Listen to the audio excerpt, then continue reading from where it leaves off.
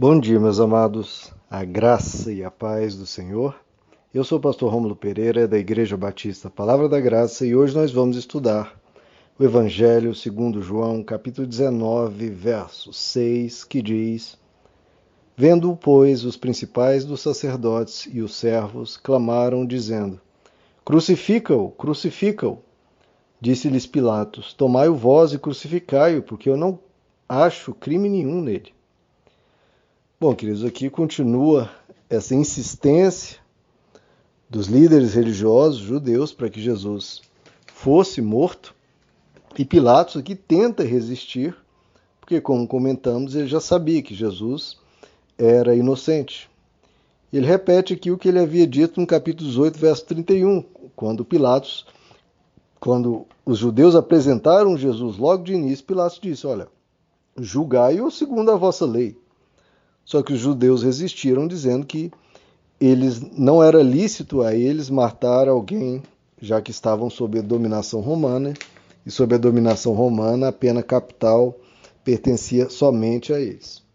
Em Marcos capítulo 15, por exemplo, de Pilatos chega a dizer: por que mal ele fez? Só que eles gritavam ainda mais: crucifica-o, crucifica-o, crucifica-o. Isso é impressionante, né, queridos? Uma pessoa que não havia feito mal a qualquer pessoa tinha talvez ideias diferentes dos líderes religiosos. O que os religiosos pediram? A morte dele.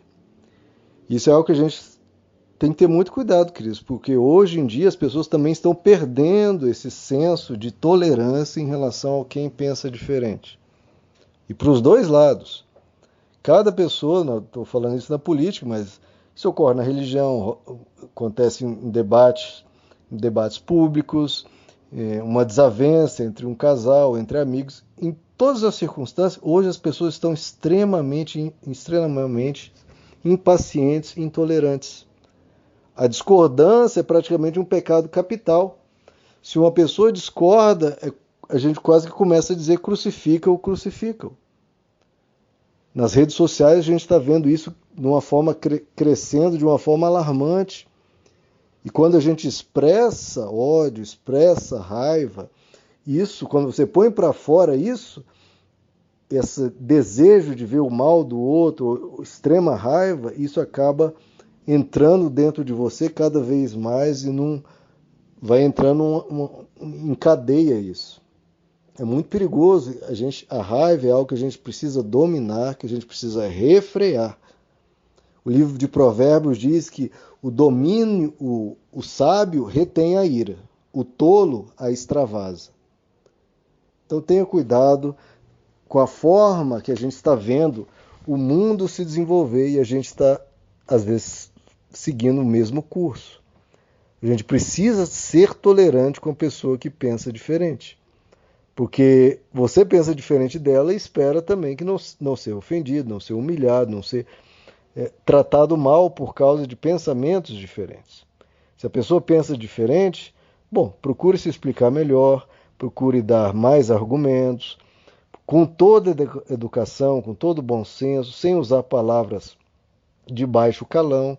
Nada disso, querido. Seja compreensivo, porque por mais que você ache que esteja certo, os líderes judaicos aqui achavam que estavam extremamente certos.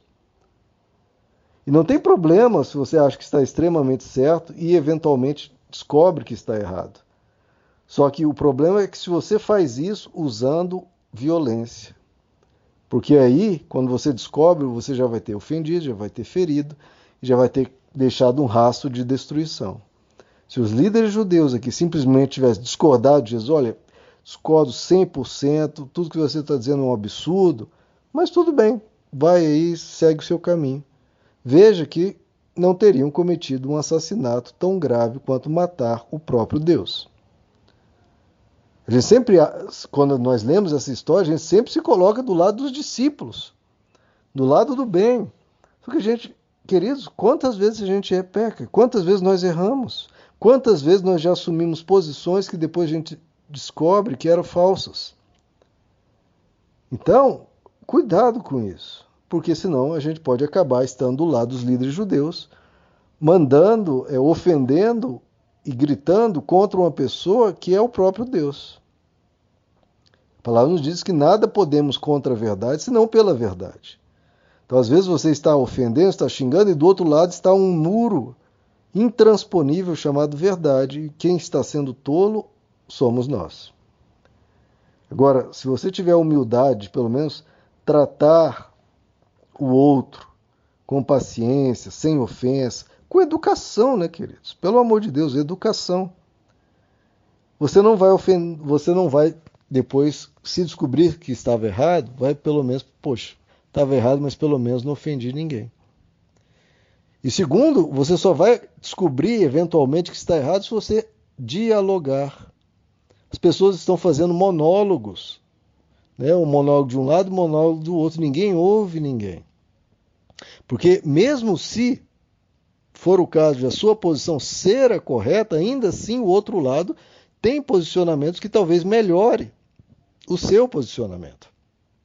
Isso que é o diálogo, isso que é a dialética. Você com uma tese, o outro com uma antitese, e você juntando as duas, né?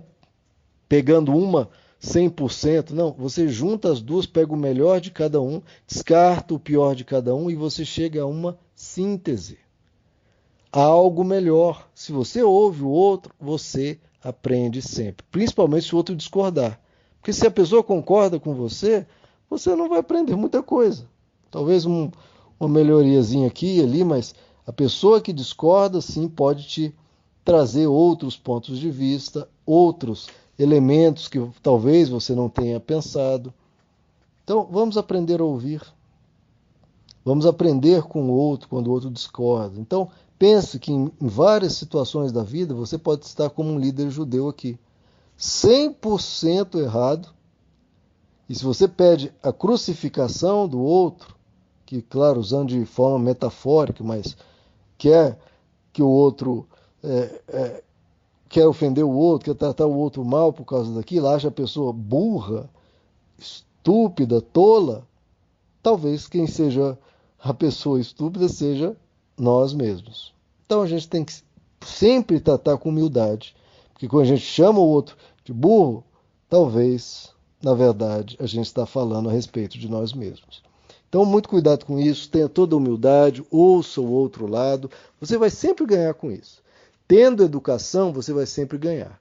Ouvindo, mesmo o outro estando muito errado, ele não vai estar 100%, às vezes está 80%, 90%, e nesses 20%, 10% você aprende alguma coisa. Então, tendo educação e ouvindo, você sempre aprende. Agora a gente vê aqui novamente essa questão, né, queridos, dos religiosos matando Deus. Como isso é horrível, né? Estevão, no seu discurso, lá em Atos capítulo 7, ele diz, dizendo para os líderes judaicos, esses mesmos que mataram Jesus, qual dos profetas vossos pais não perseguiram? E eles mataram a todos que anunciaram com antecedência a vinda do justo, do qual agora vós tendes sido traidores e homicidas. Recebestes a lei por ordem de anjos e não a guardastes. Eles, agora a liderança judaica, eles, ao ouvirem essas coisas, retalharam-se de raiva em seus corações e rangiam os dentes contra ele. Olha que coisa horrível. Estevão estava falando a verdade. Olha, vocês erraram, está aqui, documentado, vocês mataram os profetas e agora mataram Jesus. Então, olhem o erro de vocês e, pelo amor de Deus, se arrependam, reconheçam o erro de vocês, mas não. Quando apresentado o erro, o que as pessoas fizeram? Ficaram com raiva dele. Olha, como é que isso acontece demais? Às vezes uma pessoa que está 100% errada, a pessoa mostra, olha, você me ofendeu, você me feriu, você fez tal coisa. A pessoa fica indignada de estar sendo, de mostrarem para ela o erro dela. Que absurdo, queridos. Se você está errado, tenha humildade, olha, me perdoe. Realmente pisei na bola, foi uma falha minha, grotesca, me perdoe. Imagine que se pelo menos aqui eles pedissem perdão. Já tinham visto na história os pais deles matando os profetas e agora mataram Jesus. Mas não, eles ficaram com ódio, ódio e ódio. O que aconteceu? Eles clamaram em alta voz, taparam os ouvidos e correram juntos contra ele, lançando-o fora da cidade, o apedrejaram. Olha que horror, queridos. Foram colocando crime sobre crime, maldade sobre maldade. Então, quando a gente se vê, quando alguém nos mostra que a gente fez uma maldade, a nossa opção é se apegar àquela maldade ou abandoná-la. Se apegar à maldade, a gente se perverte cada vez mais. Então sempre tem um tempo. Deus sempre dá chance após chance após chance. Tudo isso aqui que a gente está vendo é a misericórdia de Deus. Deus dando chance para aqueles judeus que fizeram uma calamidade após as outras, eles se arrependerem em algum momento. Deus dá 1000 chances para nós.